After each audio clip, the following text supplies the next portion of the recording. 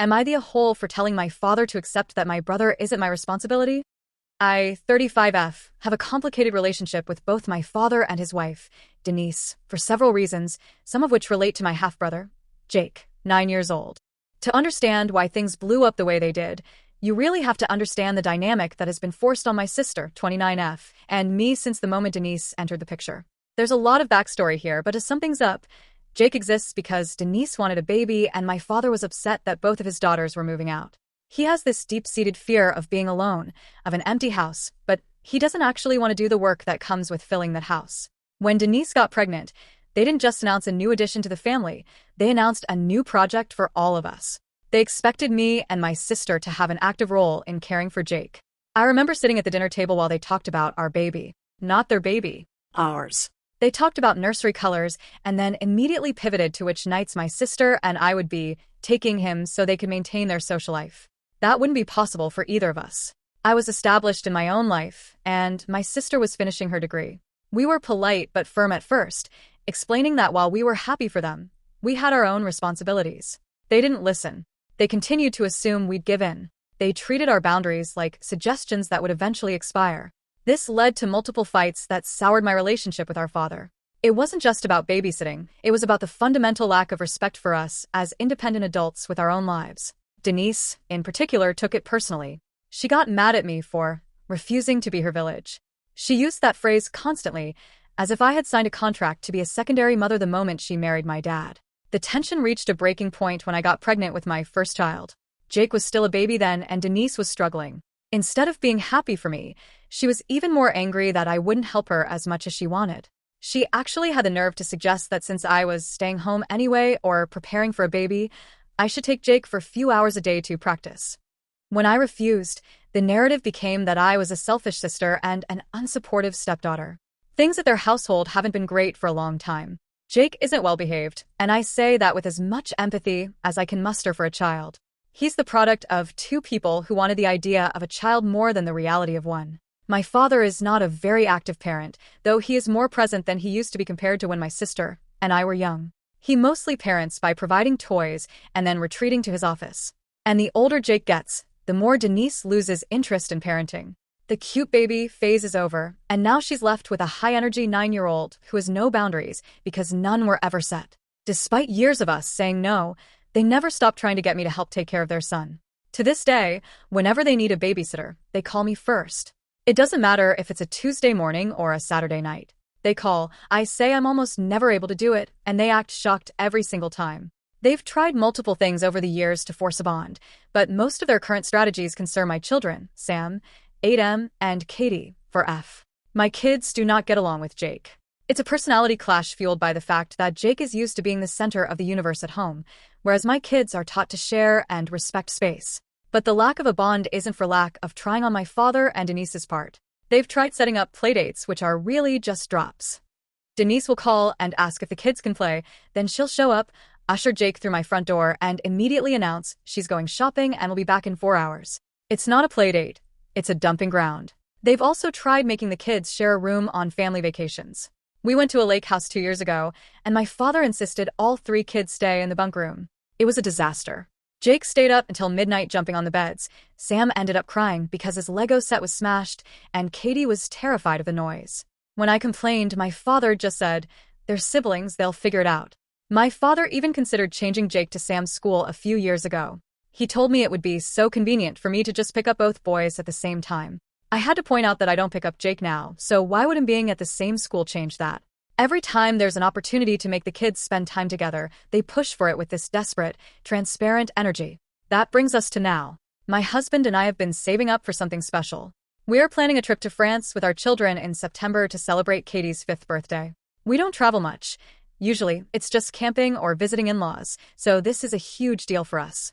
The trip will include Disneyland Paris, which is all Katie can talk about. The kids are absolutely thrilled. We've been looking at pictures of the castle, planning which rides to go on, and talking about the food. It was supposed to be our core memory trip. My father found out about the trip during a dinner a few weeks ago. I saw the gears turning in his head the moment I mentioned Disneyland. A few days later, he called me and decided to propose that we bring Jake with us.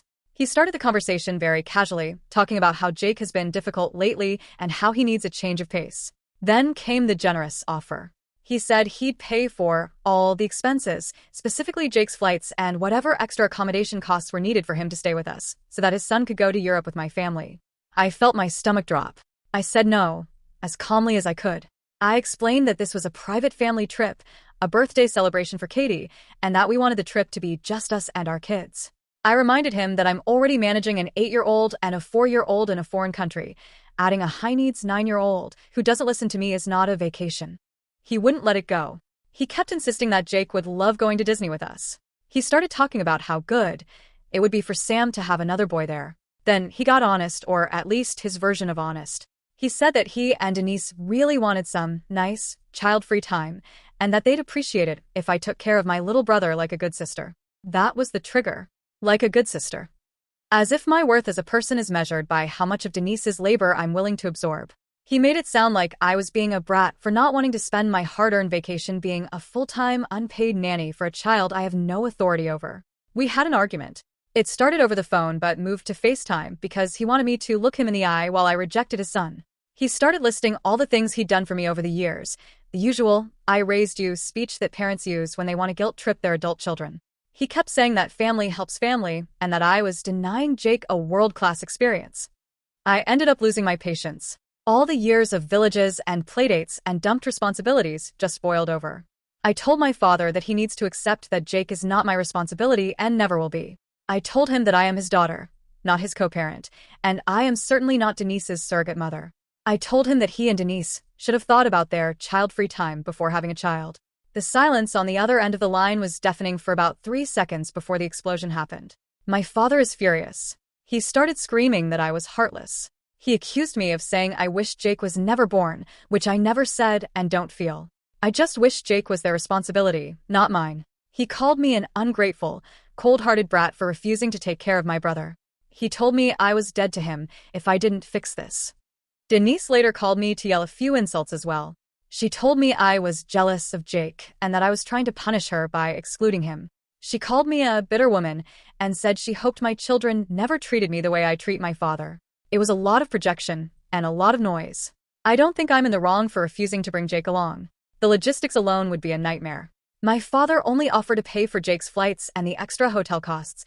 He did not offer to fly my whole family to Europe or pay for our time and effort in managing his child. But even if he offered $1 million, the answer would be no. I want to focus on my kids, not on managing Jake's tantrums in the middle of a Parisian theme park. However, I'm not proud of what I said to my father. Telling a parent they shouldn't have had their child is a heavy blow, even if it was framed around their desire for child-free time. My husband is 100% on my side regarding the trip. He was actually the one who said he'd cancel the whole thing before he spent a week babysitting Jake, but he thinks I was too harsh in how I phrased it. He thinks I gave my dad ammunition to play the victim, which is exactly what's happening now. The whole family is in an uproar. My sister is staying out of it, but whispered to me that she agrees with me. My father is still sending me texts about how devastated Jake will be, even though Jake doesn't even know about the trip yet. Am I the a-hole for telling my father to accept that my brother isn't my responsibility? Update. Hi, everyone. It's been about a week since I posted, so I thought I'd give you an update. A lot has happened in a short amount of time, but at the same time, it also feels like everything just confirmed what I already knew. I spent a couple of days after posting just sitting with everything, not really engaging much with my father or Denise beyond the bare minimum. Things were quiet on their end too, which isn't unusual after an argument like that. They tend to go silent for a while and then circle back as if nothing happened or try to reframe things in their favor. First of all, I don't regret posting here and I'm very thankful for your responses, but I want to make it clear that my relationship with my father, like all relationships, is very nuanced. I won't try to defend him, and I don't think he's a great guy, but he is my father and I love him. This is a very small part of my life and I'm not willing to completely cut ties with him over it. That said, reading through the responses did make me step back and really look at the pattern of behavior rather than just this one incident. It's not just about the trip or even about Jake. It's about years of expectations being placed on me without my agreement and how often I've been made to feel like saying no is some kind of personal failure. I think I've normalized a lot of things that probably shouldn't have been normal to me in the first place. I am, however, willing to go low contact, which is what I've decided to do. That decision didn't come out of nowhere. It came from realizing that nothing actually changes when I keep engaging the same way I always have. The arguments follow the same structure, The guilt comes in waves, and eventually I'm expected to compromise in a way that mostly benefits them. I don't want that dynamic anymore, especially not around my children. They're getting older and they notice more than I sometimes give them credit for. My sister flew over on Friday to spend her birthday weekend with us. That part of the week felt like a reset, in a lot of ways. Having her around always helps ground me, probably because she sees things very similarly but handles them differently. She's been better at keeping distance over the years, whereas I've tended to engage more, sometimes out of habit, sometimes out of hope that things would be different this time. On Saturday, we did what we do every year on her birthday. Lunch with our mother, dinner with our father. Lunch was relaxed and easy, no tension, no underlying issues, just a normal family meal. Dinner, on the other hand, was always going to be more complicated given everything that had happened. He hosted at his place. I went in expecting it to be uncomfortable, maybe even confrontational, but it was actually quieter than I anticipated. Not warm, but not openly hostile either. Denise barely spoke to me and my husband all night. She was polite in a very surface-level way, the kind that feels more like avoidance than courtesy. My father acted as if things were mostly normal, making small talk, focusing on my sister's birthday and keeping the conversation away from anything that could trigger another argument. Jake was there and behaved better than usual. That stood out to me because it's not typically how these gatherings go.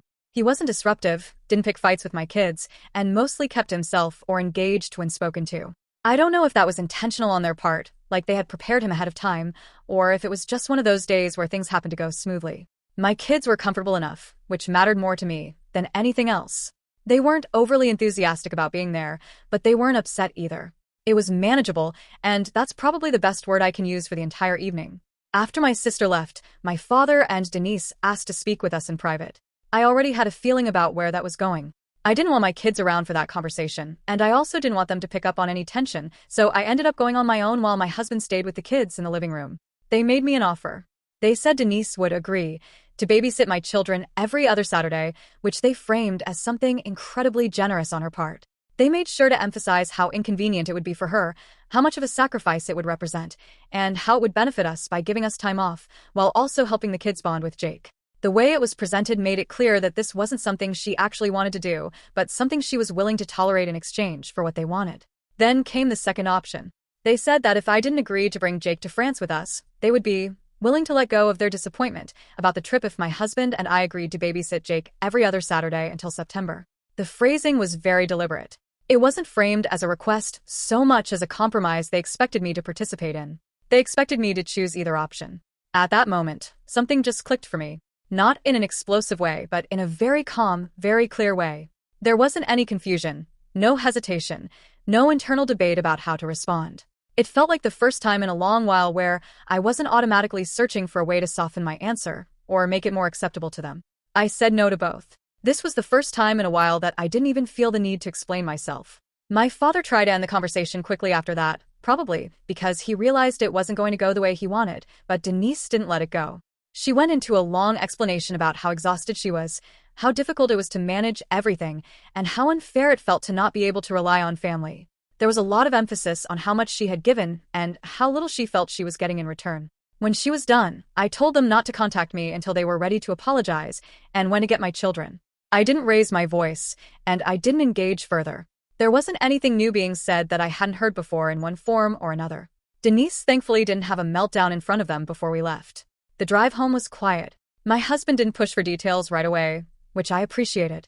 He knows me well enough to understand when I need a bit of space before talking about something. When we did talk later that night, it was more about confirming that we were on the same page moving forward than rehashing everything that had been said. Earlier today, I got a text from my father. He said he wanted to apologize, and we ended up on a phone call. The tone was different from the start. Not completely different, but enough to notice. He admitted that the timing and the way they approached the conversation at dinner weren't right. He also said that he had realized they were being unreasonable during the dinner itself, but chose to go through with the offer anyway, because he hoped I might reconsider. I asked him whether Jake knew about the trip, which had been bothering me more than I expected, and he said no. That was one of the few moments during the call where I actually felt some relief. Denise had apparently wanted to tell him that we were going to Disney and refusing to take him with us, but he had pushed back on that, saying it would be unnecessarily hurtful. We talked about a few other things as well, but the overall feeling of the conversation was complicated. It wasn't a straightforward apology. There were acknowledgments of certain things, but also a lot of explanations that felt more like attempts to justify their behavior rather than take full responsibility for it. In the end, I told him I was going to need some space. I said that the way they had treated me was unacceptable, and it is only my love for both him and Jake that is keeping me from completely cutting ties. I added that I loathe the way his wife and their son treat me and my children, and I'm sick of being expected to bend over backwards to help him and Denise. There was a pause after that, and he didn't argue with me. He didn't agree either, but he didn't push back in the way he usually does. If patterns are to be believed, I won't be hearing about this for a while. I don't think the matter is closed, but I don't care. I did mute Denise's contact for now. My husband and I are doing great. We're back to talking about the trip, focusing on the parts that actually matter to us instead of letting this situation overshadow everything. Planning it has been more complicated than we expected, mostly because we don't travel much, but it's also been exciting in a way that feels more grounded now. Sam and Katie have no idea anything happened, but I'm going to have a deeper talk with them about Jake, my father, and Denise soon. Not in a way that places blame, but in a way that helps them understand boundaries and expectations, especially when it comes to family. This upset me a lot more than it should have. I love my family, but I hate how used I am to how crazy they can be. I think that is why I posted here in the first place. I can't believe I ever thought I was in the wrong for putting my foot down.